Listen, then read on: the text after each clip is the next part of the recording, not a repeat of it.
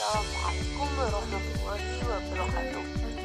Perkenalkan, nama saya Nurul Fauziah, program studi psikologi NIM 210541100029 Universitas Trunojoyo Madura.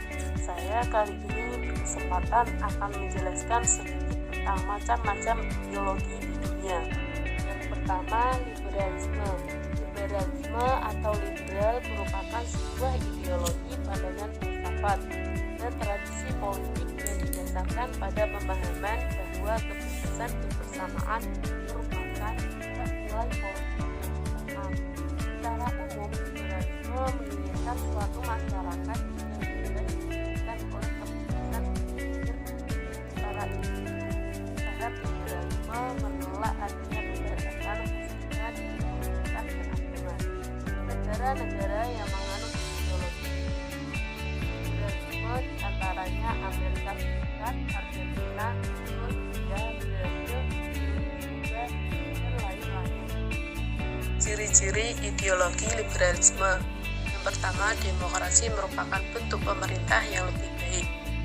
Jadi, di dalam demokrasi tersebut tidak bisa dipisahkan dari kebebasan politik dan didasari pada persetujuan dengan sadar, bebas, dan diketahui benar oleh kelompok.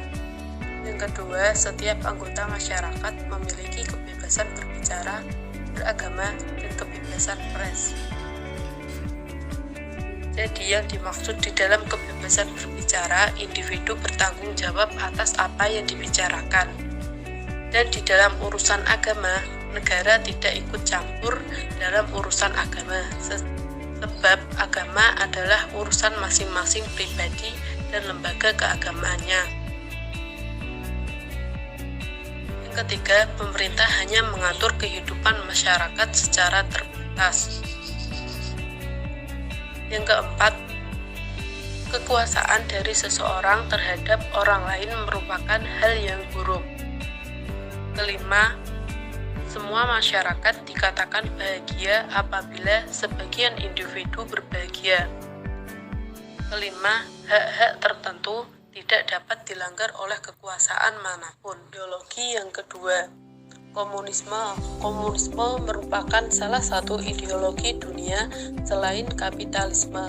Komunisme lahir sebagai reaksi terhadap kapitalisme di abad ke-19 yang mana lebih mementingkan individu pemilik dan mengesampingkan buruh. Secara umum, komunisme sangat membatasi agama pada rakyatnya dengan prinsip agama dianggap candu yang membuat orang berangan-angan yang membatasi rakyatnya dari pemikiran yang rasional dan nyata, yang bertujuan kapitalisme harus dicapai dengan cara-cara revolusi dan pemerintah oleh diktator. Proletariat sangat diperlukan pada masa transisi. Negara-negara yang masih menganut paham komunisme adalah Tiongkok, Vietnam, Korea Utara, Kuba, dan Laos. Ciri-ciri ideologi komunisme.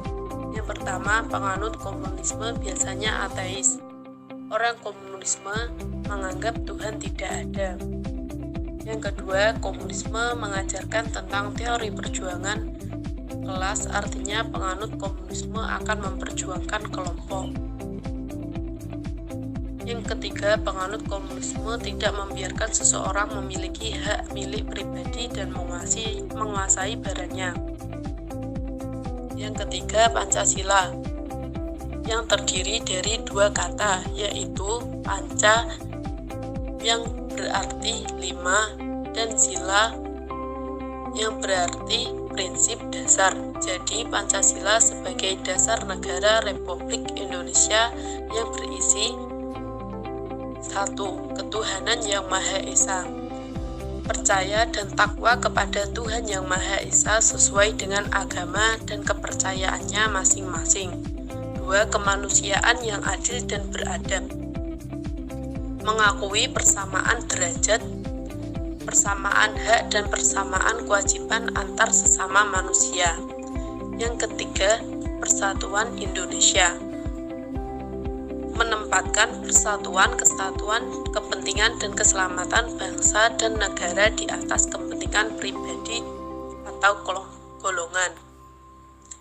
Yang keempat, kerakyatan yang dipimpin oleh hikmat kebijaksanaan dalam permusyawaratan perwakilan. Musyawarah dilakukan dengan akal sehat sesuai dengan hati nurani yang luhur.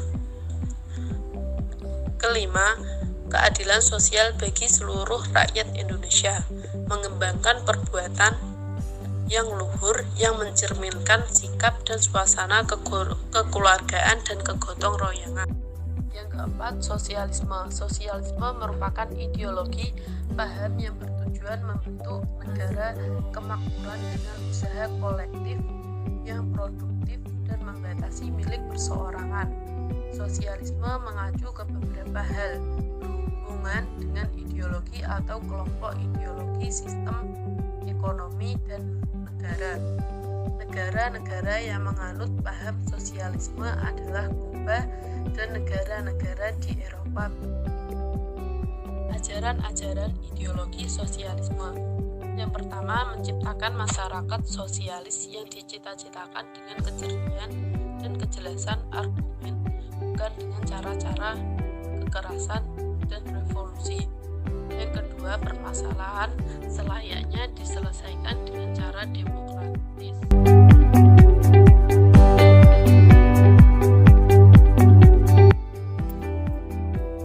Cukup sekian yang bisa saya sampaikan, dan mohon maaf apabila ada salah di dalam penjelasan. Terima kasih. Wassalamualaikum warahmatullahi wabarakatuh.